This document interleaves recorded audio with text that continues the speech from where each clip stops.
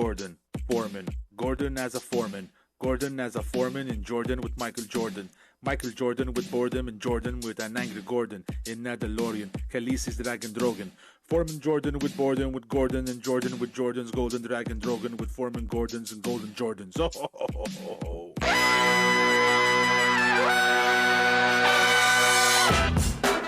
Podcast listeners, this is for you. Yeah, we're not taking off Thanksgiving week. Welcome to No Dunks. I'm Taz Mellis. With me is the bearded one rocking a Bulls hat. It's Trey Kirby. Hey-o! Hey-o! And the man making the magic happen today, it's not JD. It's JC. Jerome, what's up? Oh, baby! It's not JC Chazé. Hello, everyone. I'm glad somebody appreciated that. I know Trey did, too.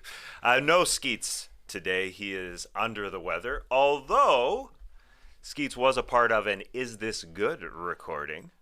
Voice sounds strong on that one. He did sound strong. When did we record that? Nobody knows. But we recorded an Is This Good about Thanksgiving and everything around Thanksgiving with Matty O. So you can go check that out in its own feed on YouTube or your podcast platforms. That was a fun conversation. Topics such as turkey being the main protein. All the sides talk, of course. And I'm still laughing about Maddie's blueprint for assigning seats. he was talking about the big conversations or the big conversers, I guess, the people who are running the show should be at each end of the table. It was almost like they were like it was a car wash. Like they should be spewing the most liquid out, and then everybody else will, find their sort of nozzly way through the conversation. Yeah, he's basically saying you need to make sure to split up your interesting friends and your complete dud friends and family members. He's like those people that you're super close to that nobody likes talking to. Sit them together and put some conversation nozzles at the end of the table. I saw somebody tweeted me today that the show really picks up when we start talking about slabs of pie. There's some good moments in there for sure. Yeah, I stand by that. I got a slab of pie from Costco. Big slabber. Anyway, whether you are listening to the podcast afterward, you're part of the stream team right now on YouTube, thank you so much. We've got fun topics coming at you. Make sure you chime in. We even got a little hot takey in this one. Yeah, we can do that too. And we do that all in an edition of What You Got.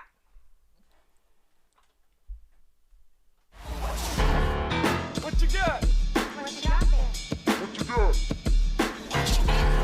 Yeah, let's play that What You Got with them keys. Yeah, we've got some good topics today, starting with backcourt talk. The Cavs had a convincing win over another young and up-and-coming team in the Hawks on Monday.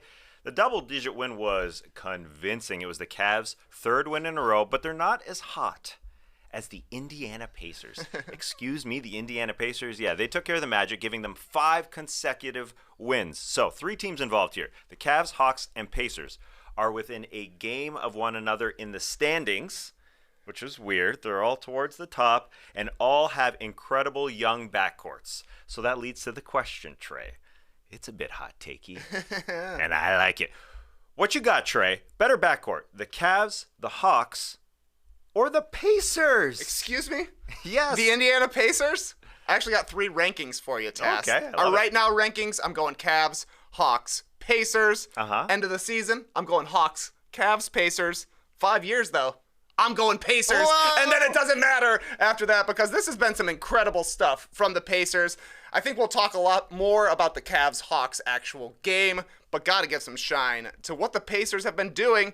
7-1 in November. You mentioned 5 straight wins right now. They're 4th in the Eastern Conference. They're 7th in offense, and it's largely due to their backcourt. Tyrese Haliburton has been awesome. 20 and 10. He's averaging this season, leading the league in assists. He's basically at 50, 40, 90. It'll be very disappointing if he ends the season with his shooting splits now, 49, 39, 86. He won't get included on all those boards that you'll have to see during a game, which is too bad. And then Ben Mathurin, 1st in points off the bench, 1st in points as a rookie, 1st in three-pointers as a rookie. You can even throw TJ McConnell into the mix if you're feeling real frisky, Task. 19 points, 10 assists, 3 steals, 7 of 8 from the field, 3 of 4 from 3 last night. That's quite the 3-man guard rotation that the Pacers have. They look like an offensive powerhouse. They look like an I thought you were offensive going with a powerhouse fire right now. hose. You're combining a couple. Fire hose, Yeah. powerhouse. Yeah, they are a powerhouse with the fire hose, and Tyrese Haliburton is the man holding the hose.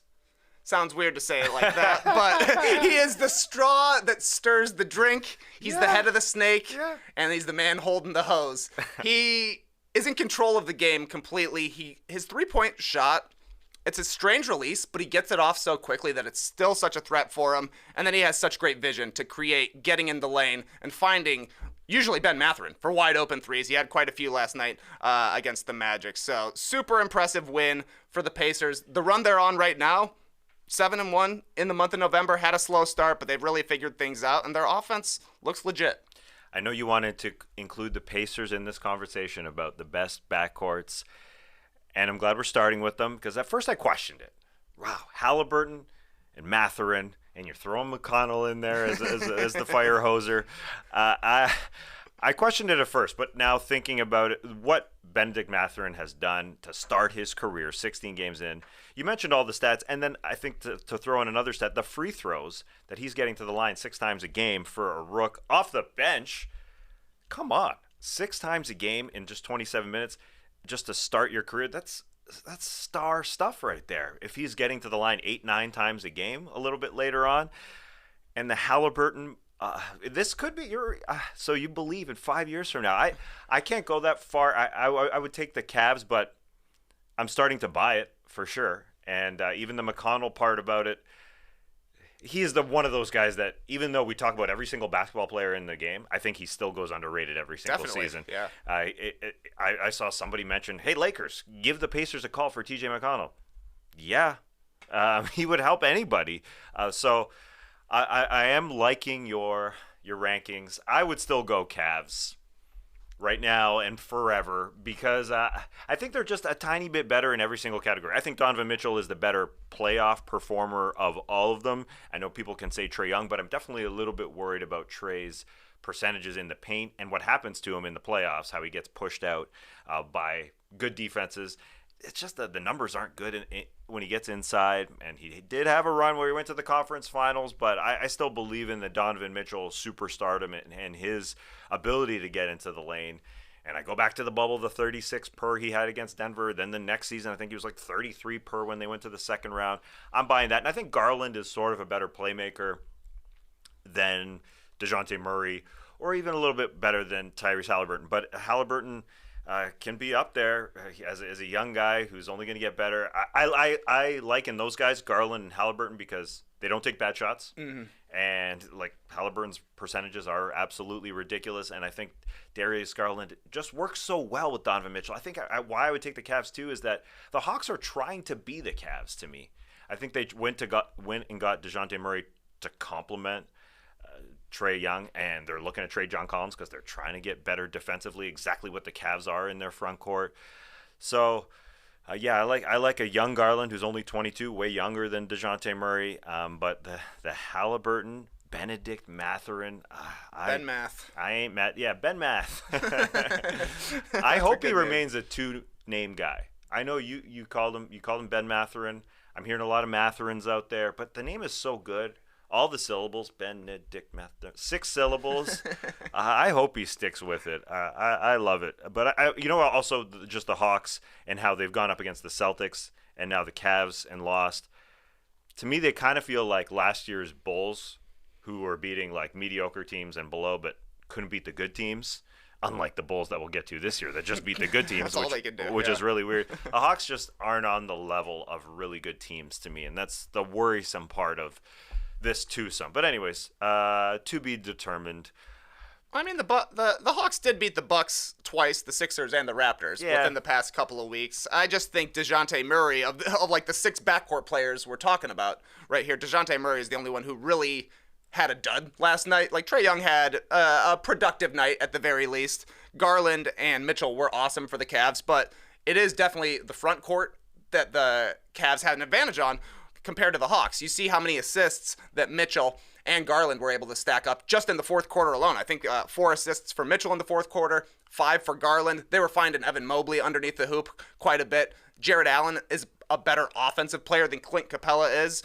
And the Cavs their finishing kick last night was the fact that they were just able to start forcing a ton of turnovers against the Hawks. So, yeah, I do think the Cavs are certainly a better backcourt right now, but I think Trey's percentages have to improve. They're just going to get better as the season goes on, and I think there's probably a little bit more of figuring out where to be on the court together with him and DeJounte Murray compared to Mitchell and Garland, because Mitchell and Garland have each played alongside like high-usage guys, and Trey's kind of learning that for the first time right now. So, I don't know. I think like a better than we're giving them credit for start to the season for the Hawks, whereas the Cavs, I wonder if they're going to be a streaky team the entire year. They won 8 straight. They lost 5 straight. Now they're back on a 3-game winning streak. Maybe they're just one of these teams who's going to go one way or the other the entire time. We'll see. That's fair. And Trey's percentages, I think the Hawks hope to get them better by trading somebody who can shoot the 3 at the 4 spot. I think when they trade John Collins, which seems inevitable, I know it's happened every single year, but both DeJounte Murray and John Collins, you don't necessarily respect them a ton at the 3-point line, as good of players as they are. So I think they want to get Trey more room in the paint. My worry is what happened last year with the Miami Heat, where they were just able to push him out, and essentially he kind of became a non-factor in that series. Happens again, and the percentages this year when he gets into the paint just are bad. So they need spacers, and I think they're trying to build around Trae Young to make him the best weapon possible. You mentioned all those assists that were happening on the Cavs floor. One thing that Donovan Mitchell actually took away from Evan Mobley was a rebound. This is a really weird clip. It was a double-double that Evan Mobley was about to attain. That's it. Like, he had 9 rebounds, Yep. And then I think we got the clip where Donovan Mitchell just goes and steals a rebound from Evan Mobley, and everybody's talking. It looks like a triple-double clip where a guy doesn't get a triple-double, right? And everybody is looking at Donovan Mitchell saying, "What are you doing? Why did you take that rebound?" And Donovan Mitchell looks like he is so apologetic. Apparently he was in the locker room like half an hour later saying, "I'm sorry I took that rebound from you, but it wasn't a triple-double rebound." Like he's doing the Home Alone thing that we were doing at the Hawks game. Like, I can't believe I took that rebound from you, but it was just a double-double rebound. It's strange. Yeah, I was like, was this going to be the first double-double of the season for Evan Mobley? No. It's just a double-double. That's just good teammate stuff right there. He's like, Yeah. I'm sorry, man. I'd rather say sorry when I don't really have to than not say it when I do. Yeah, Leadership. That is leadership. And yeah, and I think Mitchell is showing that he is gelling. I think that might be another reason people would take the Hawks, because they don't believe in Donovan Mitchell just sort of leading and gelling, but he's been doing that very well. All right, next, what you got? Before Monday night, the hottest team was the Celtics, having won 9 in a row. But then they ran into the Bulls, who had lost 4 in a row. The Bulls shellacked the Celtics. It was 21 at one point. Their lead was an easy win. Surprisingly. It was an easy win, yeah. On the West Coast, also surprising, the Clippers, without an injured Paul George and with a limited Kawhi, beat the West number 1 seeded Utah Jazz. Yes. So what you got, Trey? More surprising win, the Bulls beating the Celtics or the Clippers beating the Jazz? I guess it's probably the Bulls when you really look at it, but for whatever reason, if the Bulls could play the Celtics every night, they'd have a chance to go to the NBA Finals. 2-1 so far, and for whatever reason, the Celtics see Chicago on the uniforms, and they're not giving their full effort. They came out first quarter, took 22 shots, and 17 of them were threes. And that was kind of the way it was for the Celtics. Like, they were playing. Sometimes they were playing hard, but they weren't necessarily playing their smartest basketball to put the Bulls in adverse situations. Patrick Williams had a surprisingly great game. He was really aggressive. He was pushing the pace alongside Io. Season high 17 for Patrick Williams. He had 2 beautiful mid-range jumpers over Jason Tatum that people were oohing and ahhing over. And both of them looked to me like he actually lost the ball, but it went to like the absolute perfect place to get a wide open jumper. Zach LaVine had some pop, I thought, in this one. His athleticism has kind of been up and down, I think, so far this season, recovering from injury. He was obviously benched at the end of the Bulls' previous loss against the Magic, but he was playing with effort, and I think he, after kind of calling out Billy Donovan, he did what he was supposed to do, playing hard and playing smart and playing well. But the thing I'm most surprised with regards to the Clippers, they're 9-3 over their last 12. They had a very slow start to the season. They're clamping on defense. They got clamps everywhere right now, but the offense is still a work in progress. The surprising thing about the win last night is that they won without actually hitting a ton of three-pointers. Like, that's the way the Clippers' offense looks the best, is when they're knocking down a bunch of threes. The driving kick game is there. This one was more just their guards playing incredibly well. Reggie Jackson had a great game. Norm Powell had a great game. And you could kind of see how much the Jazz were missing Mike Conley, I thought, just because they didn't have, like, their defensive guard out there to kind of take that responsibility. Sexton and Jordan Clarkson aren't going to be locking anybody down. So a game of runs in Clippers Jazz. Both teams had like 20-2 or 20-5 runs, something like that. Nice win, though, for the Clips to be able to pull that off with no Paul George. And Kawhi, he was back, but kind of the same as he's been all season, just mid. Yeah, the Clippers quietly doing doing what they should be doing, as you said. This is what they do, though. Somebody goes out, and their depth comes up to play, and like you said, Paul George out in this one, Kawhi just half a guy. Also, their stars just tend to go in and out of the lineup. It's easy to think back the last couple of years.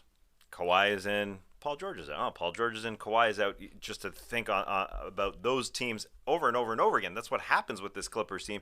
But what wasn't happening earlier this season was the depth stepping up. And finally, like you mentioned, Norm Powell dropping those 30 off the bench.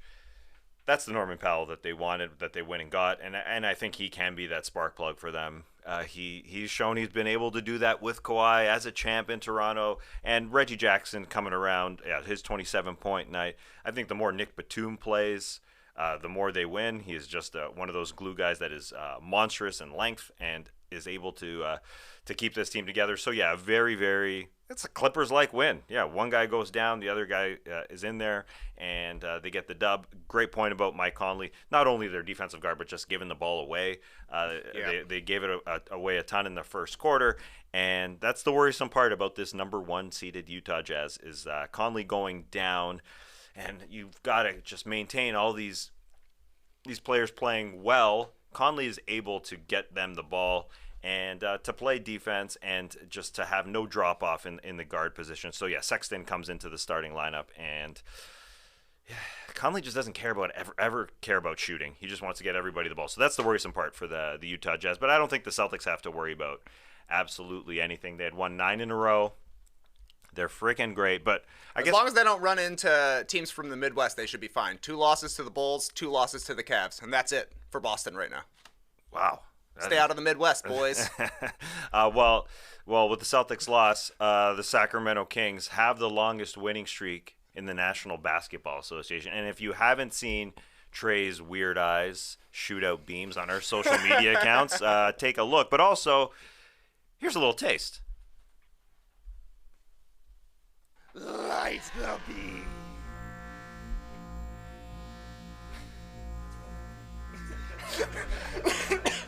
Yeah, let's run that back one more time. Light the beam.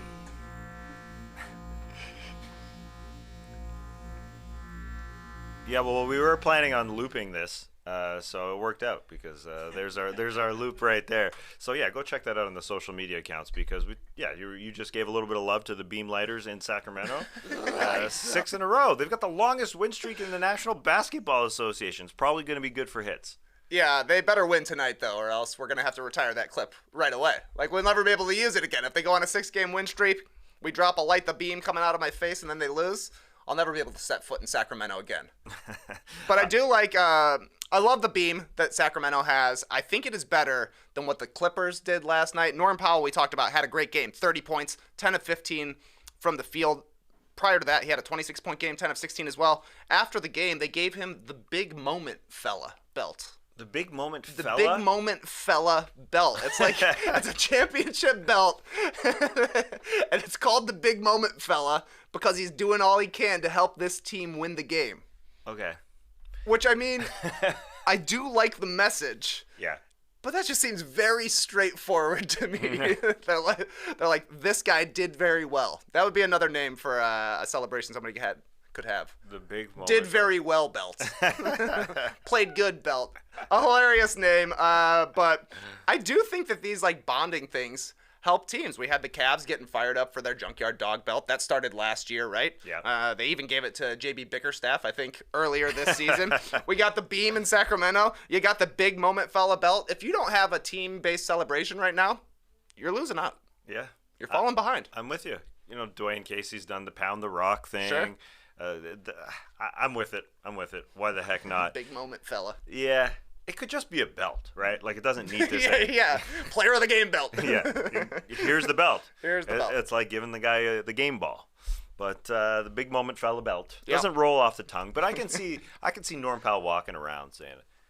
Look, championship belt, very cool to bring in. I'm the fella. I'm the big moment fella. I'm the fella. Yeah. Tonight's fella.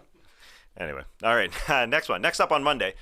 No ladders on the court in Milwaukee, and Giannis Antetokounmpo took advantage. He did what he wanted to the shorthanded Blazers. 37 points on 16 of 24 shooting, 7 boards, 6 assists, 2 steals in a Bucks win. And in OKC, the Knicks' Jalen Brunson also had a ridiculously efficient win to bring the Knicks back to 500. Brunson had 34 points on 14 of 20 shooting to go along with 9 assists and a steal. So, Trey, what you got? Better line, Giannis or Brunson? I mean, I got to go Giannis. I do think Brunson's line was awesome, and I love that he started the game going 13 of 13 from two-point range, finally missed in the last 3 minutes of the fourth quarter, but he was hitting some incredibly tough shots, and, 13 for 13.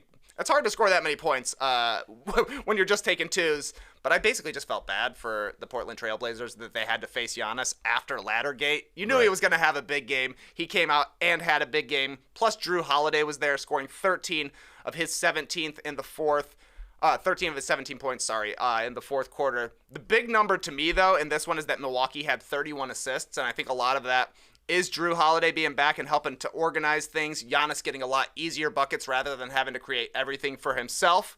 They also got Pat Connaughton back. He had an okay game in his return.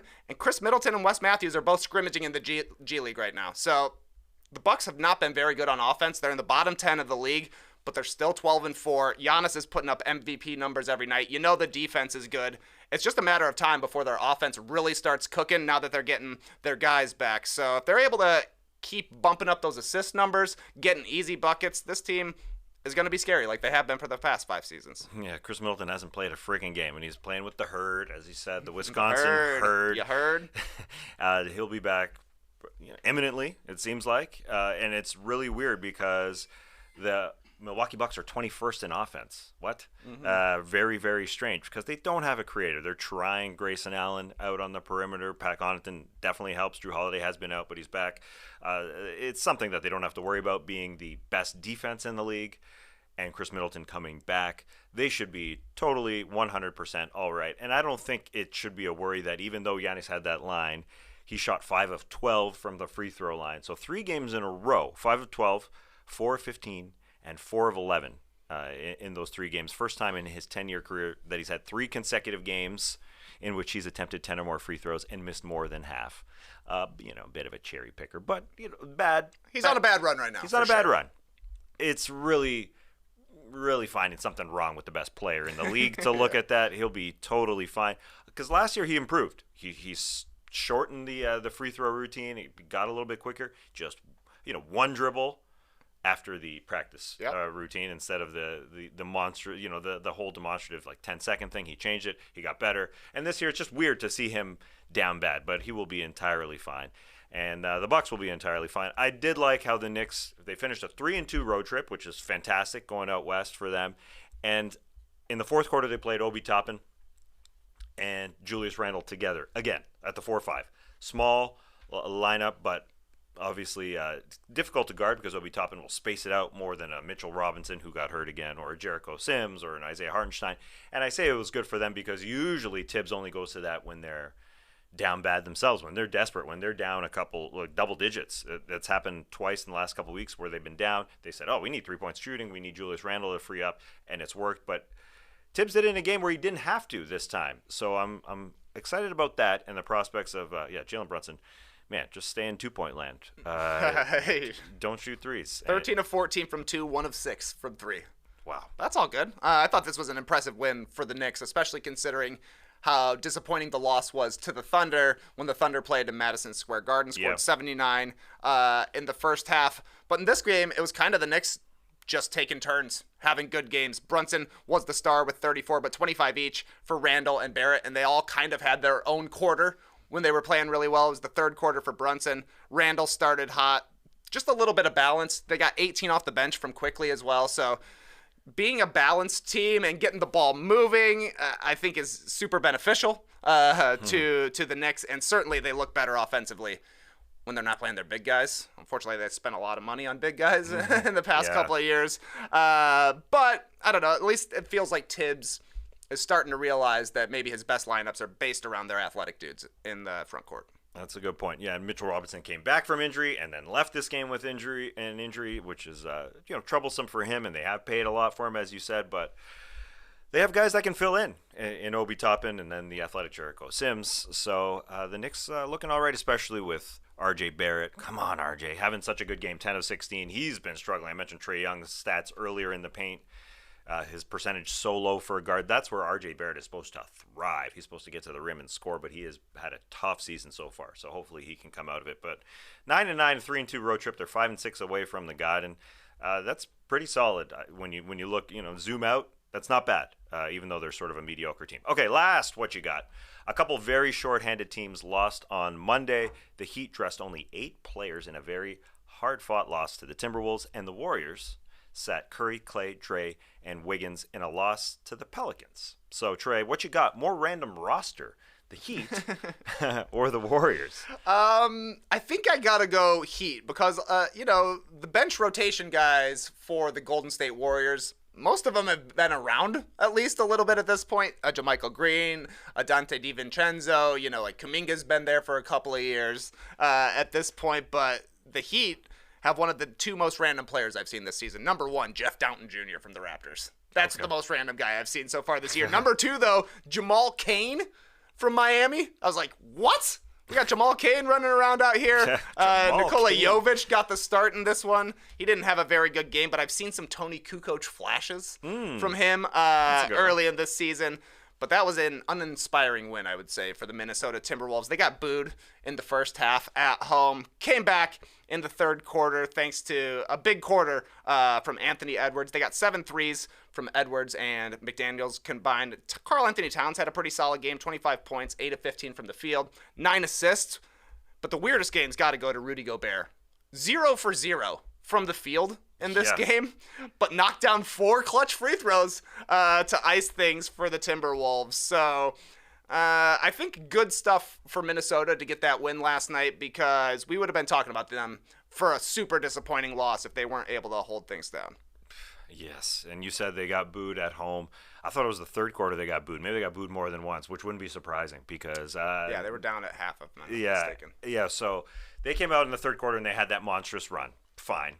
They got after it, but they're getting booed because there's 8 guys on the other side, and the 8 guys running them up and down the floor in the first quarter with fast break points, and then getting offensive rebound after offensive rebound. I think it was after one play where they gave up a couple offensive rebounds that the Minnesota faithful were booing because Caleb Martin was just running around grabbing boards, and it was those offensive boards that hit the ground and still are grabbed by the offensive team. So I understand. I know Rudy Gobert and Anthony Edwards said after the game about the boos. Rudy Gobert said, "Just stay home." Essentially, like I don't like fans who boo. And Anthony Edwards says, "We're giving it our all out there. We're doing everything we can."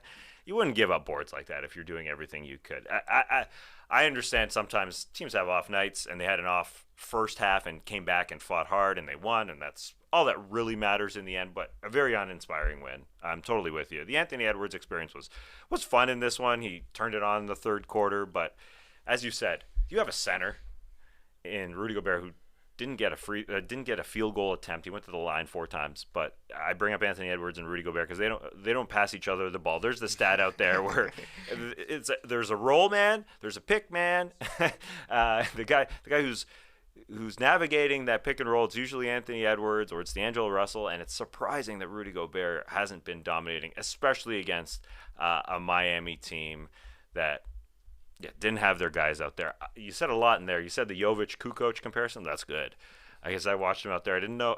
He's a mid-ranger, find my shot, crossover type guy. Kukoc is good. Is a good comparison there. So I thought the most random name, you brought out a Kane. That was good. Haywood Highsmith is another one. That's a good one. That's a good one. I know he played last year, but that's still pretty weird. Great names there. And then, the Warriors got shellacked because they played the young guys. So not Not surprising, but I guess. Yeah, 45-point win for the Pelicans. That's the biggest win so far this season. Brandon Ingram had 34, and it looked pretty easy for him. Like, he scored every way imaginable. The other thing that stuck out to this game to me is Jonathan Kuminga had a couple of crazy highlights in this one. He did not have a very good game at all, but the flashes were awesome, blocking Zion at the rim, and then he had this one dunk where he hits his head on the backboard as he's dunking. The problem, though, is the Warriors turned the ball over 28 times. Hard to win a game when you turn the ball over 28 times. That's an incredible number. Mm-hmm. That's got to be a season high, I imagine. Yeah, I only researched the margin of victory, but 28 turnovers has to be the most so far this season. But no surprise, because the Warriors didn't play Steph Curry, Klay Thompson, Draymond Green, Andrew Wiggins. They also didn't play the last time the Warriors were in New Orleans because it was the second night of a back-to-back. Steph Curry hasn't played a game in New Orleans with more than 4,000 fans since 2019, October 2019. That's a problem. You shouldn't schedule the same team on the second night of a back-to-back both times they visit an opponent's arena. Like, it's an understandable rest game for the Warriors, but if you're a Pelicans fan, you want to see Steph Curry at least one of the times he comes to New Orleans. So that's a disappointment, I would have to say. Yeah, that's a very good point. It is disappointing. And I'm sure there'll be people yelling at me because I said the Warriors were winner of the weekend after a couple, to some people, easy wins in the Knicks and the Rockets. But they started to look better, and then in the second night of a back-to-back, they sit everybody, essentially. So they're 2 games under 500, which is un-Warriors-like, but we'll keep tabs on that, and we'll get you in touch with the NBA scheduler, I think. Trey, you got it. That's a good point. I did see people commenting. Imagine you're a ticket buyer, and you said, well, finally I'm going to see Steph. Yeah. And it didn't happen, especially with very reasonably priced tickets in New Orleans as well. One of the few arenas you can go see a game for cheap. Okay, I'm seeing 26 turnovers. I saw 28 before. Nonetheless, 26 turnovers does tie the record for most turnovers in a game so far this season. The previous team that had 26 turnovers was the Houston Rockets against the New Orleans Pelicans. These boys are forcing turnovers in the Smoothie King Center. All right, we got to turn over into the next segment. We'll be back with some news. Nice one. Sure. Nice one. We'll be back with some news from around the NBA, including Joel Embiid's injury, Cade Cunningham's injury. Plus, we'll get to the players of the week. We'll be right back. Guys, streaming services, I love them. Love them. Hulu, Netflix, HBO Max. I love them all, but Paramount Plus, do I need it? Nah. I mean, no, not really. You want Tulsa King? Survivor. Well, sorry, exactly, but I can't watch Survivor on... I have to watch it that night, and it doesn't appear till the next morning. That's why I got Paramount Plus, but we got a show to do. I'm hearing Peacock is where it's at, though. They all got something, man. I know, that's the problem. That's the problem. The point is, I'm wasting my money, and you may be wasting money as well on subscriptions. Most Americans think they spend around $80 a month on subscriptions. Hold my beer, when the actual amount is closer to $200 or more. That's where Rocket Money comes in. Ever heard of Truebill? Well, it's called Rocket Money now. The app shows you all your subscriptions all in one place and then cancels for you whatever you don't still want. When I signed up for Rocket Money, I realized I still subscribe to Showtime. What? What's on Showtime even? I don't know. I don't know either. I never go on. It's been months. Get it out of here. You may even find out you've been double charged for a subscription. How does that happen? I don't know. I know that I get PlayStation Plus stuff all the time, just random charges. The kids say it's like the Netflix for video games, but I'm not so sure. It's different every time, so I gotta look into that. To cancel the subscription, all you have to do is press cancel, and Rocket Money takes care of the rest. Get rid of useless subscriptions with Rocket Money now. Go to rocketmoney.com/nodunks. Seriously, it could save you hundreds per year. That's rocketmoney.com/nodunks. Cancel your unnecessary subscriptions right now at rocketmoney.com/nodunks. I live in Atlanta. Yep. I like watching the Hawks, but if you've been listening to the show the past few weeks, you know I haven't quite cracked the code on how to watch Hawks games on League Pass. Even though I got that Primo subscription, Yeah, what's somehow they're going on? still blacked out. I don't get it. But apparently, the answer to my question is ExpressVPN. Here's how it works. The NBA offers League Pass, duh. Lets you stream games online, but if you live in the US or Canada, it doesn't let you watch all of them. Facts. So you fire up ExpressVPN and use it to change your location to a different country. Then you use League Pass from there and boom, no blackouts. Sometimes you gotta take the walk to Poland just to end up back in Atlanta. ExpressVPN works on your computer, phone, router, and even consoles like Fire TV, so you can watch all the games from any device. You can use ExpressVPN all the time for stuff like Netflix or Disney Plus to access thousands of extra shows that are only on other countries' libraries. ExpressVPN is the most trusted VPN, and if you use our special link, you'll get 3 months free at expressvpn.com/nodunks. Pro tip. You can even use ExpressVPN to sign up for NBA League Pass at a huge discount when you're in a different country. That's expressvpn.com/nodunks for 3 months free with a 1-year package. expressvpn.com/nodunks. All right, you are back with No Dunks. Talked a little what you got. We've got another segment for you. It's time for a little Is This News?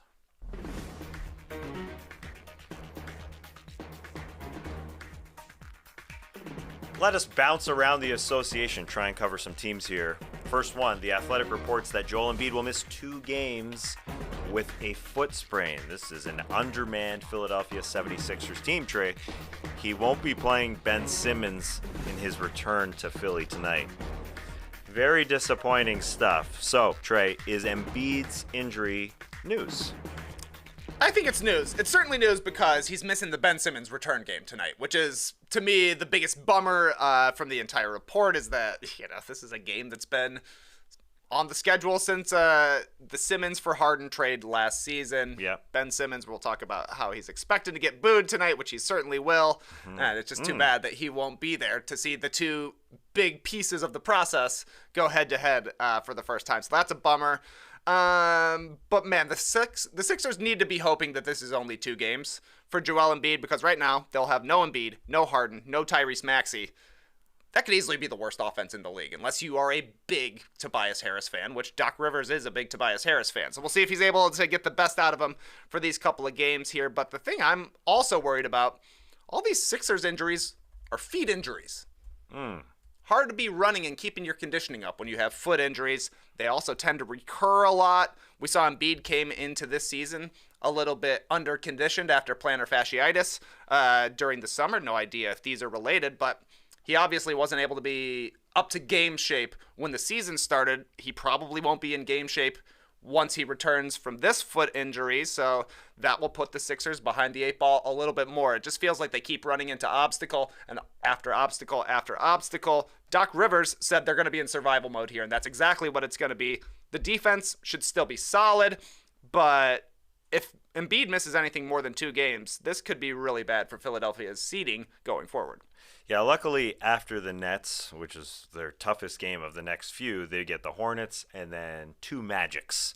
So a couple Magics. So hopefully Tobias Harris will be back against the old team and balling against the Magic. Remember when he was a member of the Orlando Magic? That man has been traded several times. He doesn't have a foot injury. He's got a hip injury, but hopefully he'll be back. Yeah. The big guys, their top 3, are all out. And it was interesting to hear Doc Rivers say, when I heard about the Joel Embiid injury news, the first thing I thought about was knees. He always thinks about knees with big guys, and then he goes down from there. So he thought, worst case scenario, it's a knee injury. He's kind of happy that it's a mid-foot sprain. But as you said, he's got these clauses in his contract due to his injured past, and they are ridiculously shorthanded as long as Embiid can be out and come back. He does, picks up injuries here and there. So long term, it shouldn't be a problem, but it takes a lot of juice out of the matchup tonight, which is our next topic here in Is This News. From NBC Sports, Ben Simmons says, I know what's coming in his first game back in Philadelphia. I just wanted to get this topic in, baby. Yeah, Trey, we got to. is Ben being ready for the Philly fans' news? Yeah, I guess so. I feel like Ben Simmons' interviews have gotten a lot better. I feel like he took 500 days off and came back, maybe not with a jumper, but with some good zingers in an interview. He had this hilarious face and a very sly look. Even he knows. He's like, of course they're not over it. I'm getting booed big time tonight, but this is really best case scenario for Ben Simmons. No Embiid, I think, helps. There's no real Sixers foils for him out there. It's like a lot of, further down the rotation guys. And he's also coming off his best basketball in a couple of years. He had an 11-point game, followed by a 15-point game, followed by 22, 8, and 5 assists in his most recent outing, 22 of 26 from the field in his last 3. Ben Simmons has been ramping up specifically for this game, and the cards are falling the right way to where now you're thinking the Nets probably have an advantage out there tonight. No Embiid as well, so I don't know. I feel like we'll probably be leading the show with this game regardless, but I'm feeling confident for Ben Simmons right now. I'm feeling good about Ben Simmons. It's a good point. Mark it now because it could be a dumb one come tomorrow morning. It's a good point about building up to this game because that's what was supposed to happen last year. March 10th, it was on the calendar after he was traded. He hadn't played. There was the talk about the back, and the mental obstacles he was dealing with. He was supposed to come back for March 10th for that big game in Philadelphia. I remember we were supposed to send somebody here from the No Dunks desk to go cover that Yeah. game. And then it all fell apart because Ben Simmons didn't play. So you're totally right. He's been working up to this game. Couldn't be any better.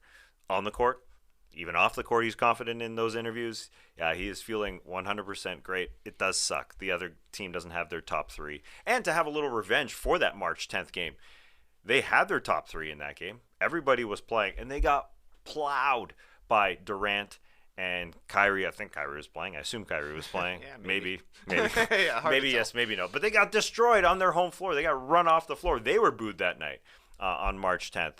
So that just sucks. But, yeah, Ben is happy.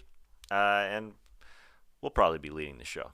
Yeah, I just imagine we will because it is such a, It's a marquee momentous game. It's a marquee game. That's exactly Yes, right. Yes, it's our pick and payoff a little bit later on, so stick around for that. The point spread picks. It's a big line because Philadelphia doesn't have any of their guys. Anyways, next topic here on Is This News? This is from the Detroit Free Press. Concerning their star, Pistons. Cade Cunningham is out indefinitely. He might need shin surgery. Trey, is this news? Yeah, I think this is definitely news because Cade is the most important player, at the very least, for the Detroit Pistons this season. It's probably a toss-up between him and Bojan Bogdanovic for who's actually been playing the best for them. But I just am hoping that Cade, with whatever treatment he ends up going for here, I guess they've been trying to rest it and hoping that managing the injury does enough to alleviate the pain that he doesn't actually need surgery. We'll see what ends up happening, but I hope this isn't the last we've seen of Cade Cunningham this season because he was starting to play a little bit better before the injury. He's definitely struggled with his jump shot, and I think he certainly needs some more reps of that. But I would hate to see him go out, in November and be out for the entire year. When we were coming into this season, at the very least excited to be watching the Pistons. The good stuff is that this will be good for the development of Jaden Ivey. He'll have a lot more opportunity to be the number 1 ball handler for the Pistons. And I guess Killian Hayes has saved his job a little bit here in Detroit, and he'll get a little bit more of a taste to see if he can stick around as kind of the third guy in their rotation. And then, the Pistons, they only got 3 wins right now. So at the very least, this is good for their draft stock next year. Yeah, they're the worst team in the league right now at 3-15.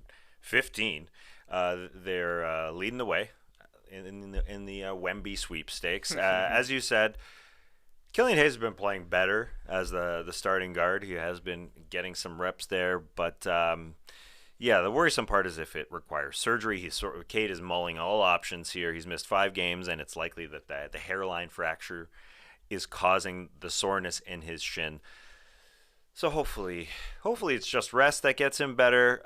But I guess it's not a terrible scenario where he could be back at any time, I suppose, and be back to Cade, I guess. It doesn't seem like this is any sort of debilitating injury that's long term. I think they're just being safe here. Yeah, his long-term health is certainly more important than having him back for the second half of his sophomore season. But even if it's rest, even if it's surgery, who knows?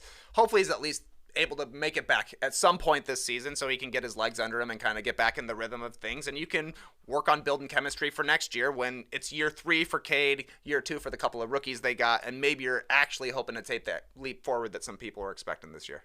I do hope that Cade comes back just for the viewing experience. I don't think there's one team really that I look at every time I flick on the games and say, oh, I don't want to watch this team. I don't think there's one quite yet. Not yet. Even though, yeah, it's too early for that. That's going to happen at some point where one team is just like, okay, we're done. You still got all 30 in the rotation. I'm totally comfortable watching a Magic game. Totally comfortable watching a Hornet. The Hornets play hard. Hornets and Spurs are toughest watches for me right now. Yeah, they're on the threshold. Yep. Those are the good mentions. OKC has impressed. Rockets have impressed in a way. They're fun. But I'm worried that this Pistons team might go the way of the Spurs. So hopefully he gets back because we need that. We need that. Yeah. I know long term it's good for the Wemby sweepstakes, but if you're tuning into the Little Caesars Arena and it's Killian Hayes, you're losing, and I think it's unlikely they're gonna have a lot of fans out there. It's too soon. The 60 game mark, fine, but we're not even a quarter way into the season, so hopefully they've had a 5-game losing streak, a 3-game losing streak, and a 7-game losing streak. Jeez, tough stuff for Pistons. No win streaks yet. They were 1-0 though at the beginning of the year. I didn't think that was mathematically possible. That's a lot of losing streaks. All right, last is this news topic. This comes from NBA.com. Comes from the source. We got a couple players of the week, and it's so fitting. The irony: 2 teams that made a big trade last year at the deadline have 2 players of the week in Week 5 of the NBA. In the Western Conference, De'Aaron Fox led his team to a 3-0 record. They're lighting the beam, 25, 8 assists, and 60% from the floor. And Tyrese Haliburton, who went from Sacramento to Indiana, also 3-0. As we said, a 5-game win streak for the Pacers, 21 and 11 assists and 4 rebounds, and a damn good shot selection for Tyrese Haliburton. So, Trey, is this news? I guess it's news just because these are not big name players, and it's also hilarious that they were teammates less than a year ago. But for all of the analyzing over the trade we did at the trade deadline last year, and everybody was talking about who won this trade, who won, it was at the Kings, it was at the Pacers. Both teams won the trade. Sometimes you'll get a win-win out there. The Kings are happy where they are. And I think their fit is just working out right now with De'Aaron Fox handling the ball as the main guy out on the perimeter. Sabonis putting some pressure on the rim and hitting the glass and taking a little bit of the playmaking responsibility off of De'Aaron Fox. And Tyrese Haliburton was obviously ready to have the ball a whole bunch more, and maybe him being away has encouraged Fox to know that this is his team and he is the absolute star guard. But the Pacers are certainly happy to have found already a building piece going forward. So yeah, it's weird though. The Pacers have been almost as good as the Kings, but the Kings have been so good that they're overshadowing a Pacers team who's won 5 straight games, top 10 in offense. They're just a little bit the junior Kings right now, so you got to get in line, and we'll see what happens tonight. If the Kings lose and the Pacers have the best winning streak in the league, maybe they'll be leading every single show. Who are the Kings suiting up against this evening?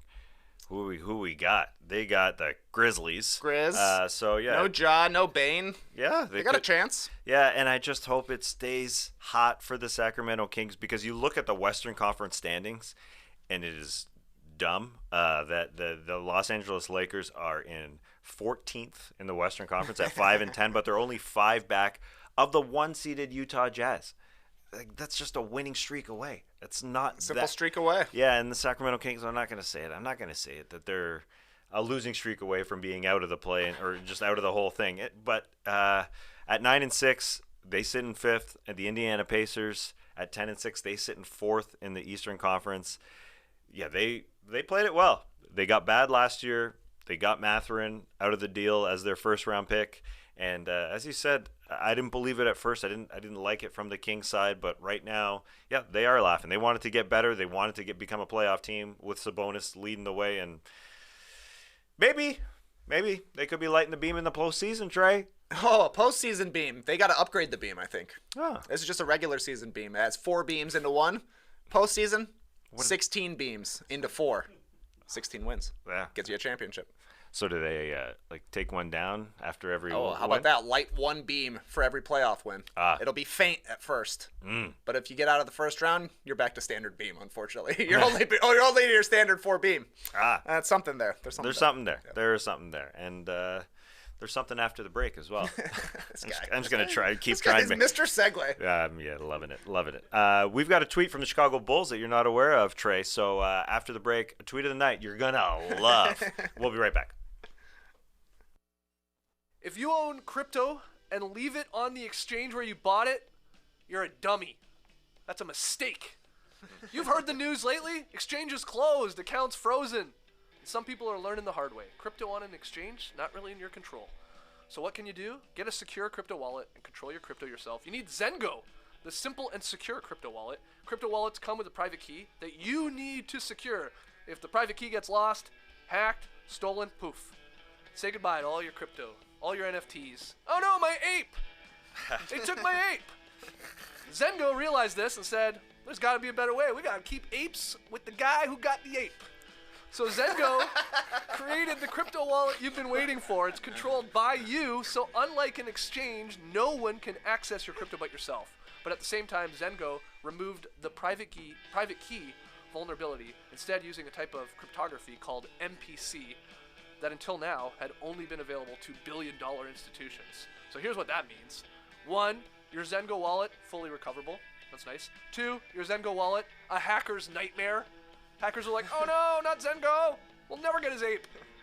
And 3, your Zengo has built-in live 24/7 support with real people directly in the app. So keep your crypto and your wedgie NFTs, look them up. They're real. With next-gen tech the big guys have been using for years, thanks to Zengo. Download the Zengo app from the App Store or Google Play. That's Zengo, and use the code NODUNKS to get 0% fees on your first purchase of up to $1,000 when you select Banksa as your purchasing option. That's code NODUNKS for 0% fees on your first purchase via Banksa. Terms and conditions apply. See the site for details. I am running a half marathon on Thursday on Thanksgiving. I throw it in air quotes because I am on the slower side. And also, you're still a runner, man. Yeah. Everyone's a runner, whether you walk or run. Like if you walk, do you say you're a runner? Because I know the slogan. Okay, maybe not that. Okay. Yeah. Anyways. But you're running. I've seen you. Thanks. I take my foot off the ground. It's not like I'm power walking. Yeah. Chris Paul in that commercial. Gotta have a foot on the ground at all times. I don't even know that commercial. Oh, yeah. Thankfully, I'm not seeing all the commercials you guys are doing in the NBA season. Anyways, I'm on the slow side, but also I didn't train all that well. I gotta admit, the NBA got in the way. Late night snacking got in the way. There's no doubt. But I did do enough of the running. I did have enough of my program, my scheduled. I had big plans, though. I did most of it, but I have big plans to do running and strength classes. But the strength classes they went by the wayside. I am already planning my post-marathon strength workouts. Do you do strength workouts while you do marathon running? Not a lot. No. You miss out, man. I know. It feels so good. I should be in the pool. I should be on the bike. I should be doing all this. Yeah.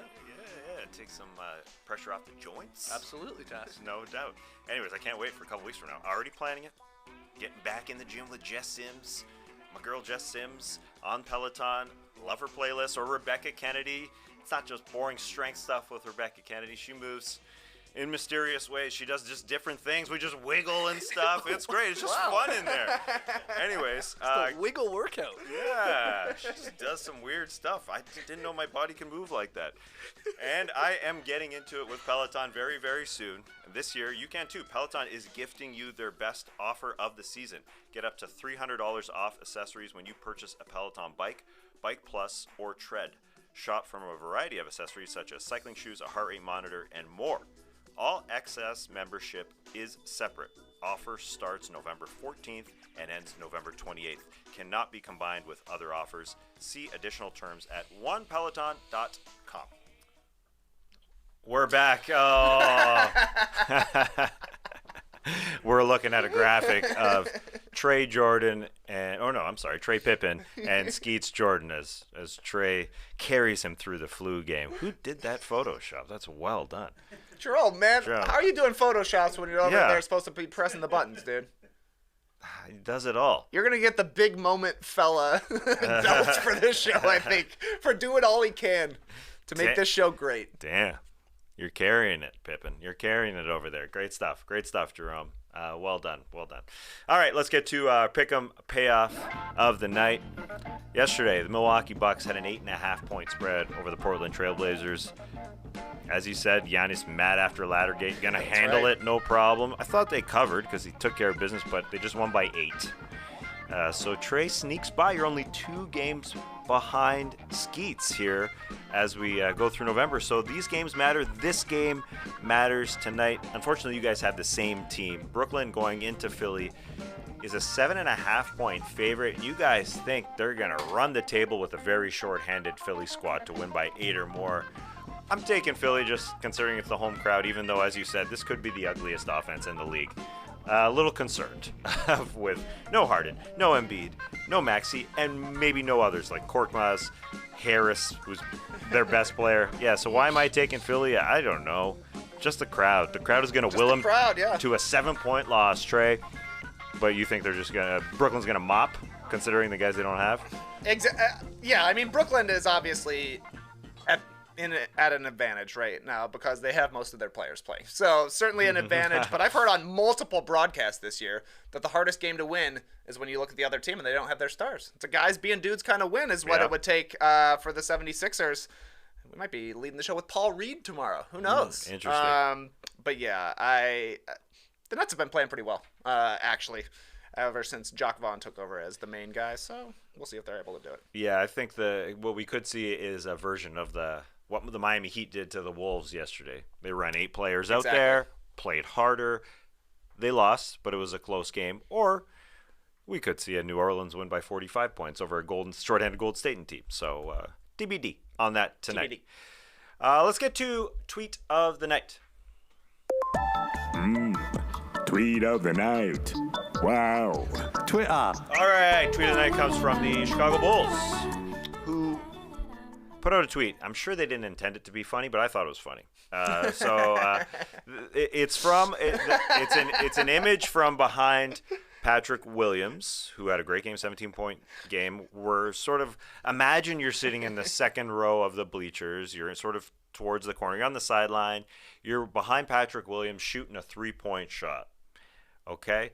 The tweet says, Pat splashed this despite the creative defensive technique, because also in the shot is Luke Kornet, who is sort of between Williams and Key, and he is jumping straight up. It's intended. He's guarding the rim. Yeah. From 20 feet up. I hate it. I hate this defensive technique. He calls it the eclipse. There's an article by Jared Weiss on The Athletic about its effectiveness. Again, he's not in the player's face whatsoever, but he thinks that he can block the view like an eclipse of the rim. Patrick Williams splashed the crap out of that, and there's numbers. They ran the numbers, Jared Weiss and Luke Kornet apparently does with the Celtics, that it's effective when he jumps and you are sort of blinded by the rim. I don't buy that Patrick Williams is blinded by the rim whatsoever, or blinded by Kornet. He can see the rim. He's taller than the camera in that image, if we're going to get technical about it. He's way taller than the camera. He's way higher. He's not even jumping, but he still can see the rim. I don't buy this eclipse defense. Luke Kornet's the only guy who does it in the league, I think. Okay, that's a good point. If it was very effective, probably one other person would give it a shot. Yeah. But seeing this picture makes me think it's more effective than I did before I saw this picture. Because it definitely looks like he's guarding the rim. It would throw you off at least a little bit the first time he did it. You're like, whoa, what's he doing jumping so far away? Yeah. But you're right. Patrick Williams is taller than the photographer. And by the time he actually gets to the top of his shot release, he's going to be seeing the rim. That being said, I think there's something to it. There's gotta be. There's gotta be. Why else would you do that? Yeah, you get weirded out. You're totally right about that part. Like, Yeah. the first thing is, whoa, this is weird. And in the article, actually, the Celtics, it's not just Luke Kornet, but the Celtics do it a little bit. Like Jalen Brown, if you watch some of the clips, you'll be reminded that Jalen Brown used to do it in the bubble, even like going back. It's more like a jump out at a guy and try and block the rim for just a second. It's like, I'm just not buying it. Like we've heard like the Shane Battier hand in the face thing, like not even trying to block the ball. He did it to Kobe, try and just block the vision. I'm buying that more. Oh yeah, yeah, I agree. Hand in front of the eye is definitely more effective than hand 25 feet away in front of the rim for a split second. But that first time, you're like, oh, he really did it. Yeah. You miss your shot. Yeah, if you get weirded out. Yeah. Listen, I like to go back to the thing about a guy being too open because he just thinks about it for half a second more, and you get out of your routine, your regular motion. But this Luke Kornet thing, not buying it because he takes himself out of position too to grab a board, and that's what you're out there for, Luke. But I guess he also factors in like, no one else is around to grab the offensive rebound. This is the only thing I can do. Like he factors everything in. It's just so smart. Anyway, we'll be back tomorrow. So smart. He's so smart. We'll be back tomorrow. Hopefully Skeets will be back with us. If you need something in the meantime to listen to, Is This Good is out. Make sure you go check that out on its own feed. It's got its own YouTube channel as well. JD is making shorts for that as well. Some good conversations there. So hopefully, again, we'll be back tomorrow talking Ben Simmons, etc. with Skeets here at the desk. But in the meantime, Clipper Bros. You heard it here first. Have a great time. Turn up. Love you guys. Awesome. Thanks for joining us, and remember, it's time to hand out the Starters Championship belt. Woo! For the champion of this episode. Woo! It's going to be a tough call. On one hand, you stepped in for Skeets last minute to host the show, ran it incredibly well. 2 lights out segues when we were going to break. That was huge. Surprised me with the tweet. Also great. But I think we got to give it to Jerome, JC over here, manning the controls for the first time, stepping from the background to the foreground. People are saying, what's that random arm in the background? Yeah, that's JD. He's just keeping watch. He ain't pressing the buttons. No. He's sliding the belt. He's adjusting the cameras. So today's Starters Championship belt for the guy who committed the most to the No Dunks podcast goes to Jerome. What a hand! You're the fella. You're the big fella. You're the big fella. Yeah, hold that thing. Get that out camera. There we go. This is big. Classic. Yeah, it's good to have the belt going again. Jerome, any words? No, sorry, man. I didn't see your mic. Thanks, Mike. You play WWF No Mercy on Nintendo 64 so many years just to get to a moment like this. Yep. You plan out your career. You fight through every table, ladder, and chair match. You Photoshop everything. Woo! Look at that! How do we have all this under warranty? This equipment here, so I can pop this out. No, thank you guys so much. Careful, Cal. Sorry, we got equipment. We got equipment. I can't move around because otherwise I'm gonna be slipping on the floor like a post game. Yeah. JD is pretend dumping water on Jerome. Thank you so much, everybody. Congrats to Jerome. Congrats to everybody out there for listening. We'll see you tomorrow.